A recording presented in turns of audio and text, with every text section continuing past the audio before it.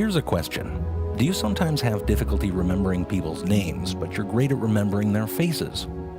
Or maybe you're really good at moving odd-shaped furniture around corners, or packing your car full with so much stuff everyone told you it was going to be impossible.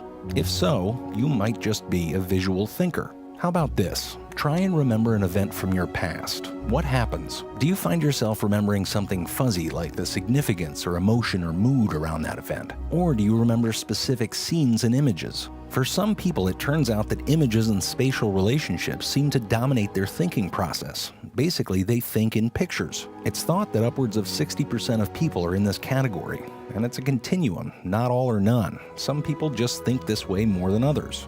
For example, for some people, and this might be you, a messy desk isn't a problem at all. You know where everything is, but you know where it is in relation to everything else. So when someone comes along and cleans that desk up, supposedly helping you organize, you completely feel lost and you can't find anything. The same sort of spatial thinking that helps you navigate a messy desk can be incredibly powerful.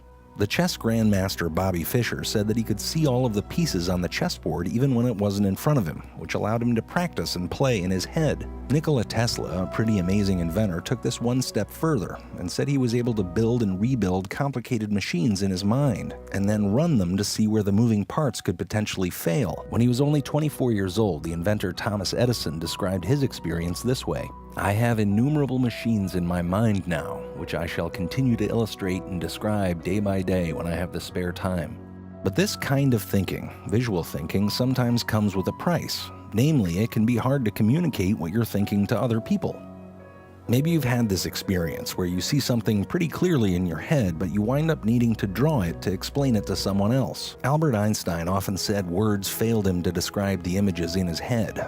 But it turned out that those images were the key to unlocking the secrets of the universe.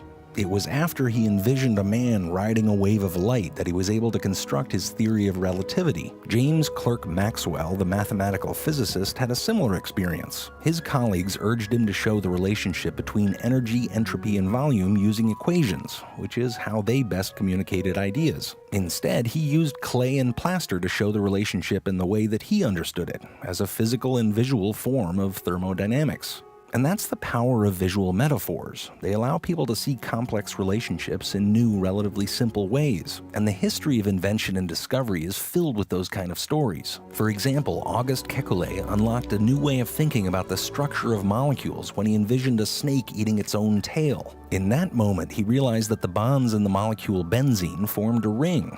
And this led to a whole new way of understanding how molecules could be visualized. And that's ultimately the challenge that visual thinkers face. How do you get those images out of your head and into the real world, as inventions or discoveries? It's also why right now is such an exciting time for people who think like this. The digital age has brought technology that allows visual thinkers to directly experiment with the forms that they're best at understanding. Visual thinkers can now fold complex proteins on the screen or use 3D printers to build almost any form they can imagine. And they can invent and play in virtual reality spaces that just couldn't exist in the real world. It's a good time to be a visual thinker. So next time you forget the names of streets on a route that you can navigate with ease, don't beat yourself up. You might just be the next genius inventor of our time. What kind of inventor are you?